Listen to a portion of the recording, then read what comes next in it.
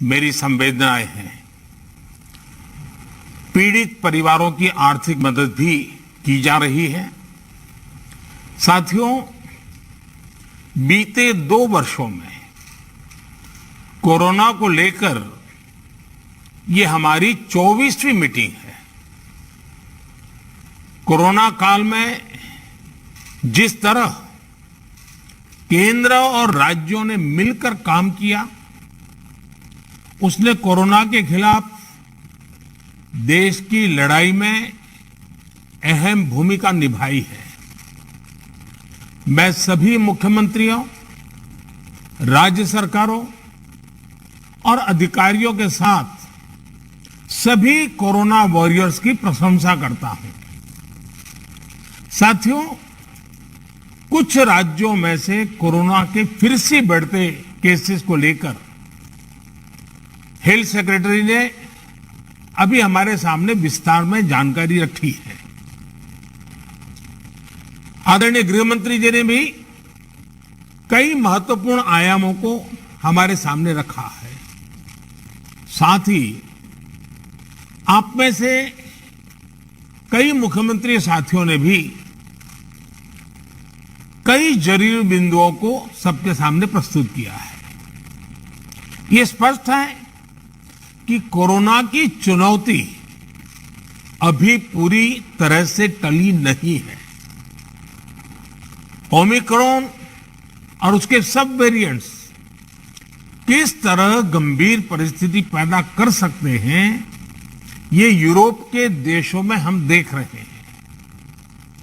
पिछले कुछ महीनों में कुछ देशों में इन सब वेरिएंट्स की वजह से कई सर्ज आए हैं।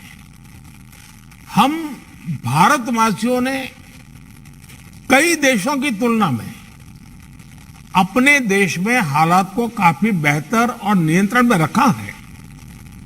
इन सब के बावजूद पिछले 2 हफ्तों से जिस तरह से कुछ राज्यों में केसेस बढ़ रहे हैं, उससे हमें अलर्ट रहने की जरूरत है।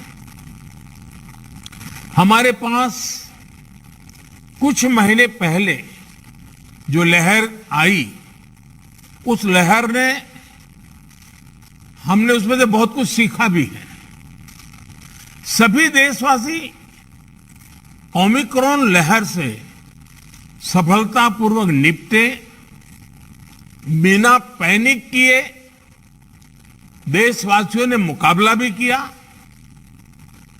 साथियों, 2 साल के भीतर देश ने हेल्थ इंफ्रास्ट्रक्चर से लेकर ऑक्सीजन सप्लाई तक कोरोना से जुड़े हर पक्ष में जो भी आवश्यक है वहां मजबूती देने का काम किया है।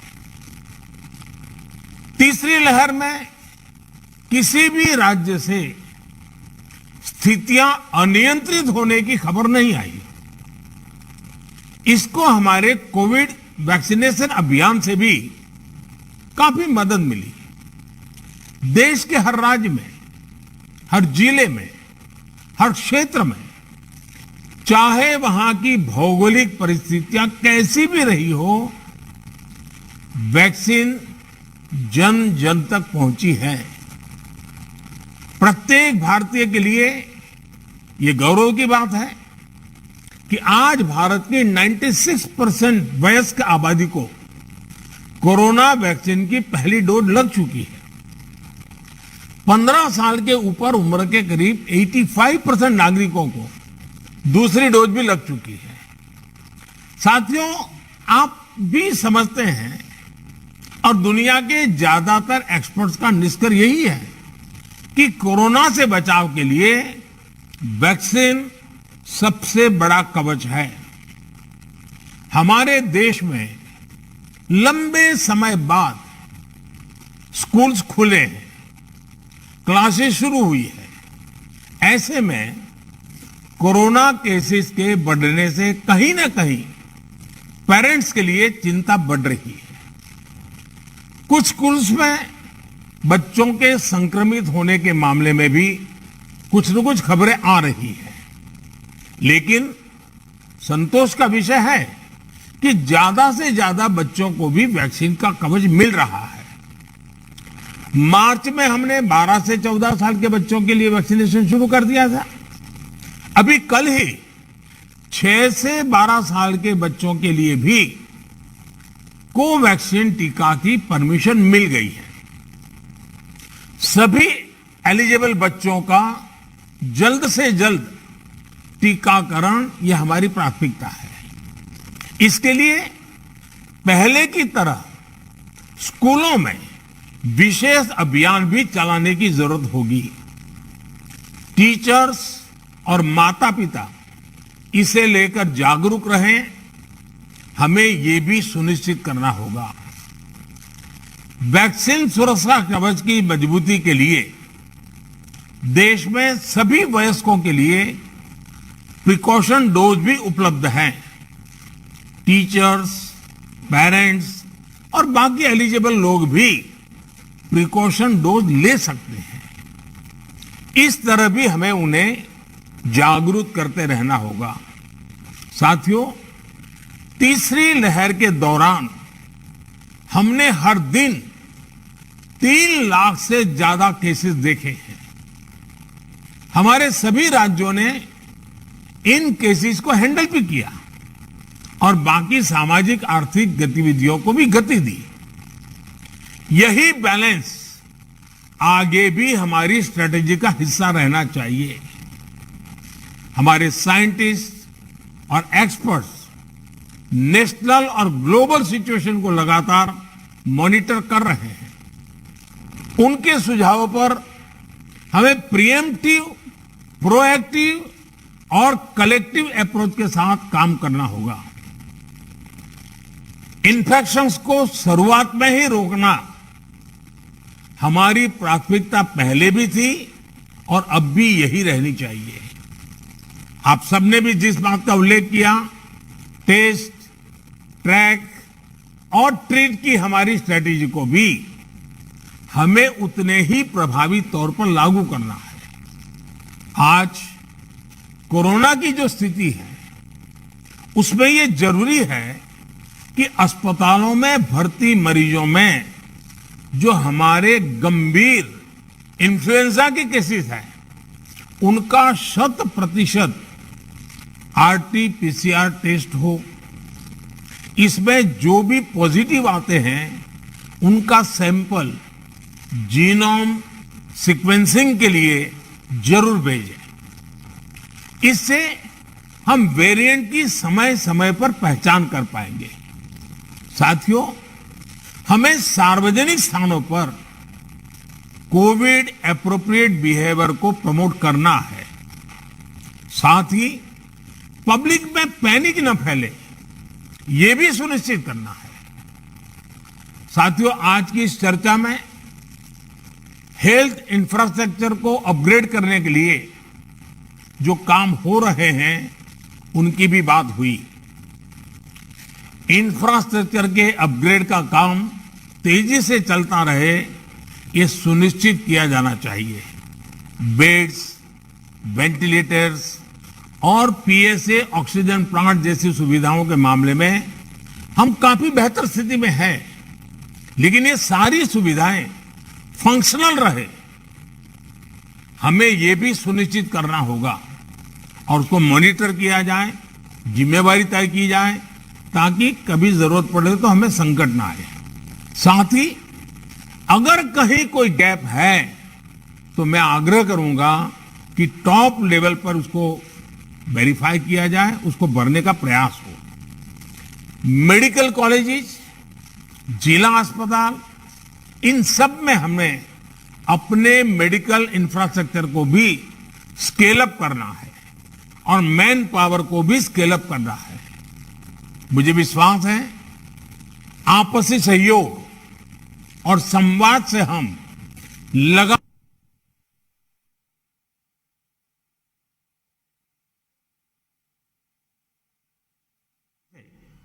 कोरोना के खिलाफ लड़ाई लड़ते भी रहेंगे और रास्ते भी निकालते रहेंगे।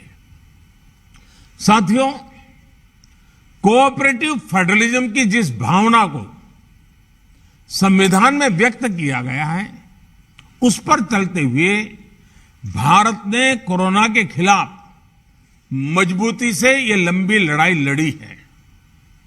वैश्विक परिस्थितियों की वजह से, बाहरी कारकों की वजह से देश की आंतरिक परिस्थितियों पर जो प्रभाव होता है, केंद्र और राज्यों ने मिलकर उसका मुकाबला किया भी है और आगे भी करना ही होगा।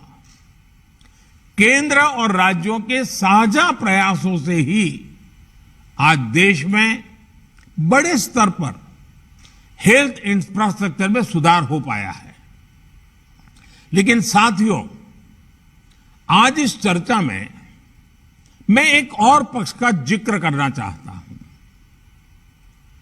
आज की वैश्विक परिस्थितियों में भारत की अर्थव्यवस्था की मजबूती के लिए आर्थिक निर्णयों में केंद्र और राज्य सरकारों का तालमेल, उनके बीच सामंजस्य पहले से अधिक आवश्यक है। आप सभी इस बात से परिचित हैं कि जो युद्ध की परिस्थिति पैदा हुई है और जिस प्रकार से सप्लाई चेन प्रभावित हुई है, और ऐसे माहौल में दिनों दिन चुनौतियां बढ़ती जा रही हैं। ये संकट, वैश्विक संकट, अनेक चुनौतियां लेकर के आ रहा है। ऐसे संकट के समय में केंद्र और राज्यों के बीच तालमेल को, कोऑपरेटिव फेडरलिज्म की भावना को और बढ़ाना अनिवार्य हो गया है। अब मैं एक छोटा सा उदाहरण देता हूं। जैसे पेट्रोल डीजल की कीमतों का एक विषय हम सबके सामने है। देशवासियों पर पेट्रोल डीजल की बढ़ती कीमत का बोझ कम करने के लिए केंद्र सरकार ने एक्साइज ड्यूटी में कमी की थी।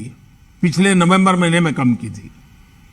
केंद्र सरकार ने राज्यों से भी आग्रह किया था कि वो अपने यहां टैक्स कम करे और ये बेनिफिट नागरिकों को ट्रांसफर करे।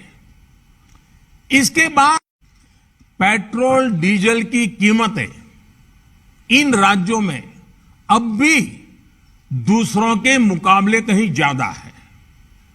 ये एक तरह से इन राज्यों के लोगों के साथ अन्याय तो है ही, साथ ही पड़ोसी राज्यों को भी नुकसान पहुंचाता है। स्वाभाविक है कि जो राज्य टैक्स में कटौती करते हैं उन्हें राजस्व की हानि होती है। जैसे अगर कर्नाटका ने टैक्स में कटौती नहीं की होती तो उसे इन 6 महीनों में 5,000 करोड़ रुपए से ज्यादा का राजस्व मिलता। गुजरात ने भी टैक्स कम नहीं किया होता तो उसे भी 3,500-4 हजार करोड़ रुपए से ज्यादा का राजस्व और मिलता। लेकिन ऐसे कुछ राज्यों ने अपने नागरिकों की भलाई के लिए, अपने नागरिकों की को तकलीफ न हो इसलिए अपने वेट में, टैक्स में कमी की, पॉजिटिव कदम उठाए।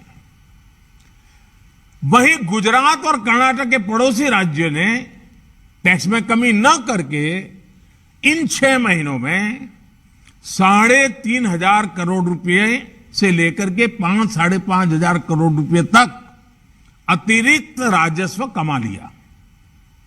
जैसा हम जानते हैं कि पिछले साल नवंबर महीने में वैट कम करने की बात की थी, सबको मैंने प्रार्थना की थी। लेकिन कई राज्य, मैं यहां किसी की आलोचना नहीं कर रहा हूं, मैं सिर्फ आपसे प्रार्थना कर रहा हूं, आपके राज्य के नागरिकों की भलाई के लिए प्रार्थना कर रहा हूं। अब जैसे उस समय 6 महीने पहले कुछ राज्यों ने बात को माना, कुछ राज्यों ने नहीं माना। अब कई राज्य जैसे महाराष्ट्र, पश्चिम बंगाल, तेलंगाना, आंध्र प्रदेश, तमिलनाडु, केरला, झारखंड, किसी न किसी कारण से उन्होंने इस बात को नहीं माना और उनके राज्य को, नागरिकों को बोझ कंटिन्यू रहा। मैं इस बात में नहीं जाऊंगा कि इस दौरान इन राज्यों ने कितना रेवेन्यू कमाया, लेकिन अब आपसे मेरी प्रार्थना है कि देश हित में आप पिछले नवंबर में जो करना था, 6 महीने डिले हो चुका है, अब भी आप अपने राज्य के नागरिकों को वैट कम करके इसका बेनिफिट पहुंचाइए। आप सब जानते हैं कि भारत सरकार के पास जो रेवेन्यू आता है उसका 42% तो राज्यों के ही पास चला जाता है। मेरा सभी राज्यों से आग्रह है कि वैश्विक संकट के इस समय में कोऑपरेटिव फेडरलिज्म की भावना पर चलते हुए एक टीम के रूप में हम सब मिलकर काम करें। अब मैं कई विषय हैं, बारीकी में नहीं जा रहा हूं, जैसे फर्टिलाइजर। आज हम तो फर्टिलाइजर पर दुनिया के देशों पर डिपेंडेंट हैं। कितना बड़ा संकट आया है, लगातार अनेक गुना सब्सिडी बढ़ रही है। हम किसानों पर बोझ ट्रांसफर नहीं करना चाहते। अब ऐसे संकट झेलने पड़ रहे हैं, तब मैं आप सबसे आग्रह करता हूं, प्रार्थना करता हूं कि आप अपने राज्य, अपने पड़ोसी राज्य, सभी देशवासियों के हित में उसकी सर्वोच्च प्राथमिक दे। मैं एक और उदाहरण देता हूं। अब नवंबर में जो करना था नहीं किया, इसलिए पिछले 6 महीने में क्या हुआ है, आज चेन्नई में, तमिलनाडु में पेट्रोल करीब 111 रुपया के पास है। जयपुर में 118 से भी ज्यादा है। हैदराबाद में 119 से ज्यादा है। कोलकाता में 115 से ज्यादा है। मुंबई में 120 से ज्यादा है। और जिन्होंने कटौती की, मुंबई के ही बगल में दीव दमन में 102 रुपया है। मुंबई में 120, बगल में दीव दमन में 102 रुपया। अब कोलकाता में 115, लखनऊ में 105, हैदराबाद में 120 करीब करीब, जम्मू में 106, जयपुर में 118, गुवाहाटी में 105, गुड़गांव में 105 है। देहरादून, छोटा राज्य हमारा उत्तराखंड, 103 रुपया है। मैं आपसे आग्रह करता हूं कि आप 6 महीने भले जो कुछ भी आपका रेवेन्यू बढ़ा आपके राज्य के काम आएगा, लेकिन अब पूरे देश में आप सहयोग कीजिए। ये मेरी आपको विशेष प्रार्थना है। आज साथियों, एक विषय और जिस पर भी मैं अपनी बात आज कहना चाहता हूं।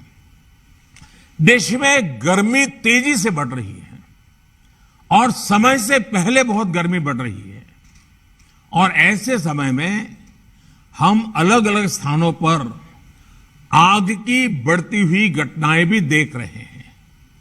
जंगलों में, महत्वपूर्ण इमारतों में, अस्पतालों में आग की कई घटनाएं बीते कुछ दिनों में हुई हैं। हम सबको याद है वो दिन कितने पीड़ादायक थे जब पिछले साल कई हॉस्पिटलों में आग लगी, और वो बड़ी दर्दनाक स्थिति थी। बहुत मुश्किल समय था वो। अनेक लोगों को इन हादसों में अपनी जान गंवानी पड़ी थी।